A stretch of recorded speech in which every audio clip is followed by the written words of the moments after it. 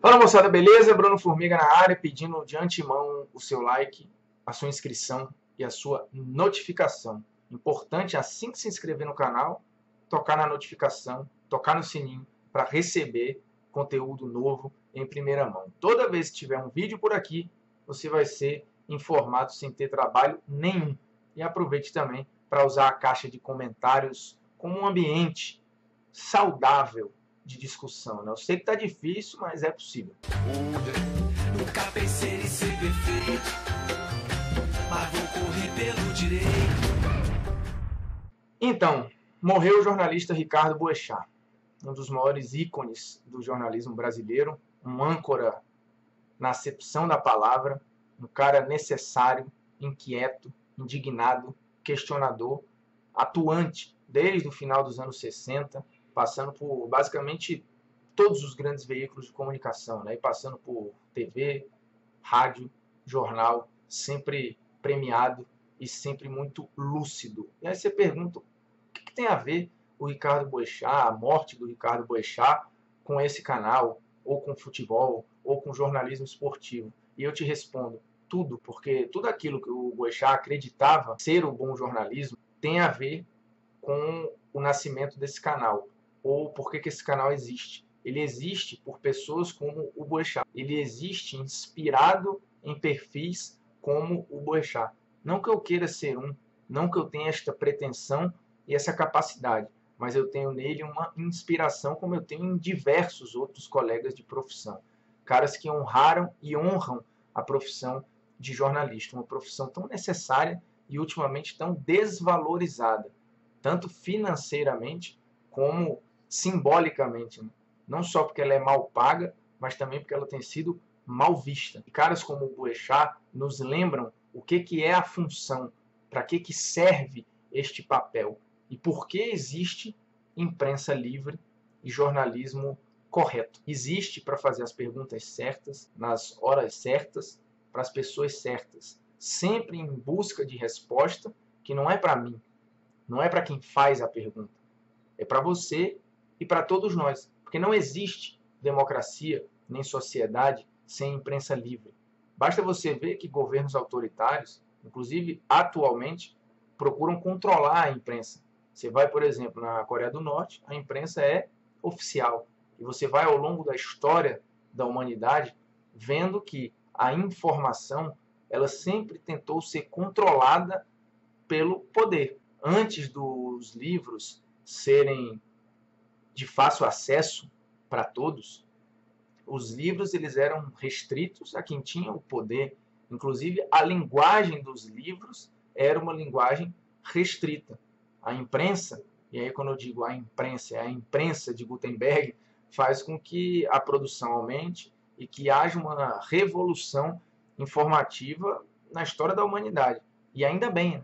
Porque de lá para cá você tem sociedades que questionam muito mais os seus governantes, que perguntam muito mais aos seus governantes, que duvidam muito mais dos seus governantes. E esse é o papel do jornalismo. O jornalismo está aí para servir como ponte. Então, o fundamental do jornalismo é ser oposição mesmo.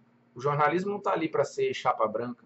E quando você fala, mas o papel do jornalista é informar. Espera lá, informar por informar, muitas vezes a versão oficial, ela informa, sem dizer muita coisa. O fundamental, além de informar, é questionar. E muitas vezes você informa questionando, você informa duvidando, você informa perguntando e olhando para onde muitas vezes ninguém está olhando ou não querem que você olhe.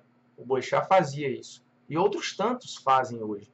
Só que o jornalismo tem sido colocado num lugar como se ele fosse descartável, desnecessário, como se as redes sociais substituíssem uma boa apuração, substituíssem boas perguntas, substituíssem técnicas repetidas e treinadas para se duvidar, para se perguntar, para se relatar, não as versões oficiais, mas as versões corretas e verdadeiras. Portanto, achar que rede social, achar que a modernidade vai acabar com o jornalismo é ilusão. O jornalismo está mudando, mas hoje a gente nunca teve tanto acesso a informação e a desinformação. A gente nunca teve tanto veículo, a gente nunca teve tanto perfil escrevendo, perfil apurando, jornalismo alternativo, que muitas vezes não está na grande mídia, mas é extremamente bem feito. E quando eu estou falando aqui, você pode pensar, poxa, mas fulano é um péssimo jornalista. Ah, não, mas fulano eu não acredito. Uma coisa é você personificar a crítica e falar, não gosto desse, não gosto daquele. A outra coisa é você questionar a função, o papel. Você pode ter engenheiros ruins, você pode ter médicos corruptos, você pode ter advogados incompetentes, mas a função do médico, a função do advogado, a função do engenheiro, ela continua sendo uma função primordial para a sociedade, como a função do jornalista. Não existe uma sociedade livre, não existe uma democracia plena sem imprensa livre e o jornalismo bem feito. Algo que era feito pelo Ricardo Boechat. E aquilo que ele fazia na política, ou que ele já fez no jornalismo como um todo, serve para o jornalismo esportivo, que muitas vezes é tratado como entretenimento, só como diversão. Não, é algo para o torcedor desopilar, só que envolve muito dinheiro, envolve paixão, envolve serviço. E isso exige o olhar crítico para se perceber quando o torcedor, o consumidor, ele é maltratado, quando as leis estão sendo desrespeitadas, quando o estádio serve muitas vezes de desafogo para preconceitos, para ofensas, para crimes. Portanto, o jornalismo esportivo ele não está numa esfera à parte. O jornalismo esportivo ele está ali também para transmitir, para analisar, para informar, mas para questionar. O companheiro Mauro César Pereira, recentemente na ESPN Brasil, fez uma autocrítica, não só dele, mas de toda a imprensa, no episódio do CT do Flamengo, que talvez se tivesse um repórter para questionar lá atrás as instalações, talvez se tivesse alguém para apontar o dedo, quem sabe a tragédia não tivesse acontecido. A gente está falando de uma situação ainda sem respostas, uma situação em que a investigação ainda corre, mas talvez, se a imprensa tivesse procurado documentos, tivesse feito perguntas, talvez a situação tivesse sido diferente. É um se que a gente não vai saber, mas que serve de reflexão. Por quê? E aí vale um outro ponto.